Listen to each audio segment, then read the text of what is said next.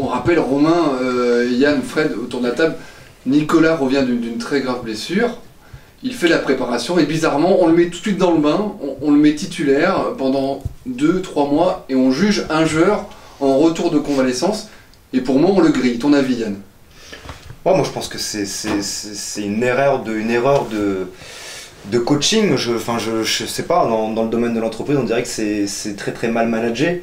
Après je pense que c'est plutôt le sentiment de Nicolas qu'il faut écouter. Est-ce que toi tu t'es dit, t'as pas été surpris justement qu'on te fasse confiance aussi rapidement? Tu t'es pas dit physiquement ça va être très compliqué, ou au contraire tu t'es dit je crois en moi, il y a moyen que je fasse quelque chose? Est-ce qu'on dit pas à Jean-Louis là tu vas un petit peu trop vite, on peut pas dire ça, c'est quand on est... Non, justement c'est ce que j'ai pris conscience avec le recul, puisque d'emblée quand tu arrives dans un club et qu'on te fait comprendre vraiment qu'on compte sur toi, même si j'avais eu une saison compliquée l'année d'avant, j'avais quand même fait une bonne rééducation, j'avais enchaîné des matchs avec l'équipe réserve, j'avais fait une préparation physiquement correcte où je pensais pas pouvoir la tenir comme ça, j'avais pas raté un seul entraînement de la préparation.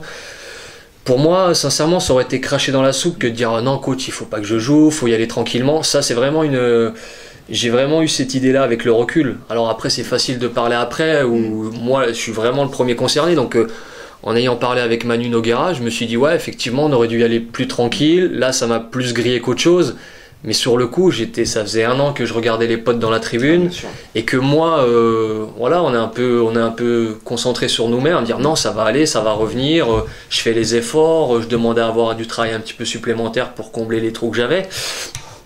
Quand on est sur le terrain, alors j'étais conscient de mes performances et de mes prestations, même si avec Olivier, avec le coach, on savait que ça allait prendre du temps. Des prestations tantôt hautes, tantôt basses, mais quand c'est haut, c'était pas très haut, et quand c'était bas, c'était quand même bien bas.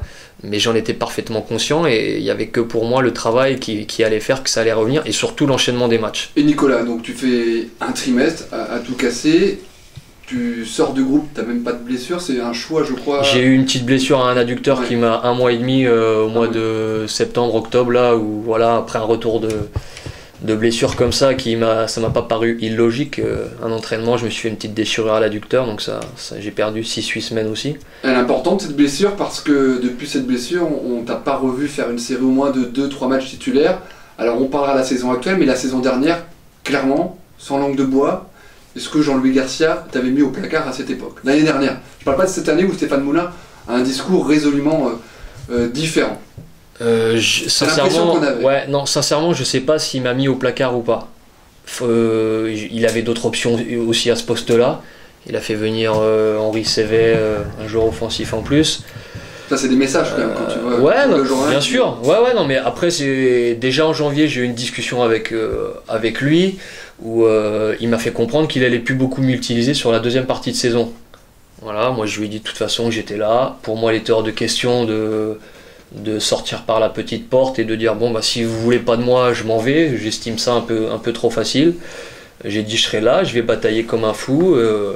À plusieurs reprises, il a souligné quand même devant tout le groupe certains matchs de réserve qui étaient relativement bons, avec des balles de but amenées où il était content. Mais bon, bah après voilà, ça reste ses choix, je les respecte, même si j'en suis pas satisfait et que j'en suis pas content du tout, ça c'est sûr. Un petit mot Fred, et après on parlera de la saison actuelle où là Nicolas Florentin s'est donné encore plus les moyens de retrouver l'équipe, mais malheureusement avec le même résultat, pratiquement le même.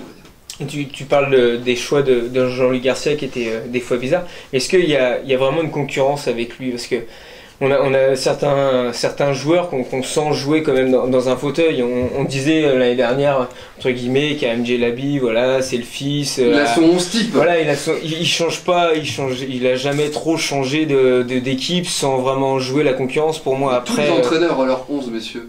Oui, mais avoir un 11, avoir un 11, je suis d'accord, c'est normal que tu aies ton 11, voilà, les automatismes viennent en jouant ensemble. Mais quand tu as des joueurs qui font des performances qui sont moyennes, là, c'est là que tu peux essayer de faire venir un autre joueur dans ce 11 de type. Mais là, avec Jean-Louis Garcia, on le voyait rarement quand même. C'était. Ton sentiment, Nicolas?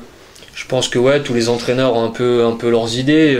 Sincèrement, je pense que n'importe quel coach essaye de mettre la meilleure équipe en place possible pour gagner son match du week-end. Ça me semble logique. Après, voilà, il y a eu une belle deuxième partie de saison l'année dernière. C'était pas forcément évident aussi de réintégrer l'équipe, même si j'ai essayé de faire les efforts. Je pense les avoir faits. Alors après, moi, je respecte les choix de l'entraîneur, même si voilà, j'ai jamais menti, même si ça m'a pas fait plaisir et que ça me plaît pas du tout, quoi. Et là, Nicolas, tu tournes la page, tu te dis, Jean-Louis Garcia est en train de préparer son transfert. Pas youpi, mais tu te dis, c'est un nouveau départ, mais tout le monde, ça faut pas se cacher, tout le monde, même dans tous les grands clubs où là on parle de limogeage de Camboiré, celui qui joue en équipe, là il va se dire, voilà, il y a un nouveau changement, un nouveau entraîneur. Tout le monde. Aujourd'hui tu te dis, bon, chérie, les enfants, cet été on part pas en vacances, je me prépare tranquillement, je vais chez le kiné tous les jours, je fais de la muscu, je fais tout ce qu'il faut. Et là t'étais vraiment, entre guillemets, chaud comme la braise lors du mois de juin, tu voulais être le premier à l'entraînement prêt fin juin.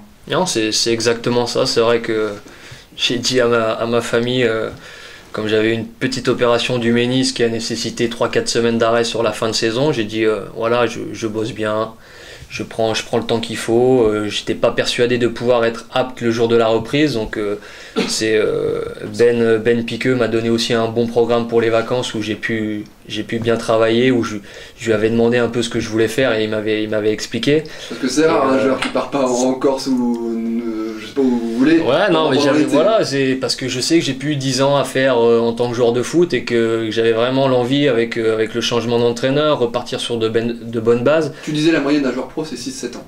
Ouais, la durée d'une carrière moyenne c'est à peu près 6-7 ans. Et moi j'avais vraiment envie aussi que mon image ici à Angers soit pas celle de la saison passée. C'était aussi surtout ça qui... Peut-être en parler de cette image, tu s'ouvres de cette image, je vais pas employer les mots que tu m'as prononcés au téléphone, sauf si tu m'autorises, non, on n'en parle pas. Non, moi, j'ai rien à cacher, j'avais rien à cacher. Ouais. Voilà, c'est vrai que tu disais Nicolas Florentin, on lui fait pas confiance, c'est peut-être parce qu'il y a une raison, moi j'ai pas envie de dire le mot parce que voilà, peut-être des enfants qui nous écoutent, mais c'est dommage, cette image, tu avais envie si tu pars en mai, tu as envie de montrer ton vrai niveau. Ouais, non mais c'est sûr, c'est toujours l'envie de bien faire, de faire mon métier à fond, d'essayer d'apporter ce que je peux apporter à un groupe, à une équipe. Je peux le dire, l'image du Guignol, ça on en parlait un petit peu au téléphone. Bien sûr, parce que l'impression de servir à rien. Ça c'est le plus dur, rien. Voilà, c'est... Romain. Oui. Ouais, bah, surtout quand t'as connu le très très haut niveau, je crois que c'est ça le pire finalement, de se dire que voilà, on a fait ses preuves par le passé. T'écoutais les multiplex sur RTL Europa, t'entendais Nicolas Florentin, le passeur et les buts. Loris Arnaud était dans la même situation l'année dernière, quasiment, presque. Mais c'est pas pareil, Loris. Il jouait, mais c'était quand même dur aussi moralement. Hein. C'est différent un petit peu parce que quand tu fais partie du groupe, où alors après il y a des choix, t'es titulaire, t'es remplaçant, mais quand tu fais partie d'un groupe, tu fais les déplacements, t'es dans le vestiaire, t'es là pour conseiller les plus jeunes, même si peut-être je suis pas apte à jouer 1h30. Tu joues 4 minutes 30, c'est dur aussi. Ouais, mais il y a une différence d'âge aussi. Loris est beaucoup plus jeune que moi, il a peut-être pas l'expérience que j'avais, après il a plein d'autres qualités que moi je n'ai pas, mais la situation pour moi n'était pas trop la même. Lui c'était un joueur prêté, moi j'appartiens au club. Voilà, c'est quand tu vis l'aventure avec un groupe, que certes t'es remplaçant, c'est emmerdant pour un joueur quand on fait ce métier là, c'est pour jouer et être sur le terrain, donc déjà remplaçant c'est embêtant, mais quand t'es pas dans le groupe, que tu vis pas le truc, c'est-à-dire tu t'entraînes toute la semaine, le week-end tu vas voir tes potes dans le vestiaire pour les féliciter après leur match, mais quand tu fais ce métier-là, il y a une odeur spéciale dans un vestiaire, l'odeur de l'herbe, comme je dis, souvent tu fais un match de CFA2, l'odeur de l'herbe c'est pas la même qu'un match de Ligue 2 ou de Ligue 1 ou pour d'autres match à Châtellerault, c'est pas la même que face à Clermont. On rappelle que tu as joué en équipe réserve ce week-end. C'est sûr. À Châtellerault.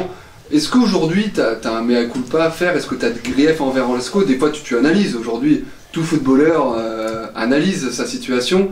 Est-ce que tu te dis je me suis planté à un endroit où est-ce que vraiment tu comprends pas? Ou est-ce que tu te dis vivement que la fin de mon contrat? Ou non. Dans quelle situation tu es? Parce que tu m'en parlais au téléphone encore. Tu disais même si je fais 10 passes décisives, 10 buts, ça va rester comme ça au téléphone. Ça changera rien. C'est ce que tu me dis. Oui, non, après moi c'est vrai que j'ai discuté avec Steph, le coach, où il m'a dit clairement qu'il avait aussi d'autres options à mon poste, c'est évident. Et que si moi j'étais décisif et que je faisais ce qu'il fallait à l'entraînement, où je pouvais lui montrer que je pouvais apporter certaines choses qui manquaient à l'équipe, Comme il m'a dit, il est coach, il va pas fermer les yeux sur ça, donc c'est aussi à moi de travailler davantage, même si je m'efforce à le faire. Alors après, il y a l'âge aussi qui fait, comme j'emploie souvent, une vieille voiture quand elle est au garage, pour la remettre en route, donc j'en ai parlé avec le coach, il me dit c'est sûr qu'il y a un manque de rythme. Faut la bichonner, Voilà, faut changer les pneus, faut le coach m'a dit il faut du temps, il faut de la patience, mais du temps aussi qu'on n'a pas forcément, puisque bah voilà, c'est toujours les résultats qui priment, bien entendu, les résultats de l'équipe sur l'individu, et ça je le conçois parfaitement, puisque j'ai peut-être envie un jour d'entraîner, donc je peux parfaitement le comprendre. Mais ce qui n'enlèvera rien à mon état d'esprit, tous les jours à l'entraînement, de travailler pour montrer à Steph que bah, si c'est pas sur 1h30, si c'est sur 10 minutes, un quart d'heure, si c'est pas en courant à 3000 à l'heure, mais si c'est en mettant un ballon important pour un attaquant, voilà, je vais tout faire pour essayer d'apporter ma pierre à l'édifice. Et la Coupe de France peut-être. Oui,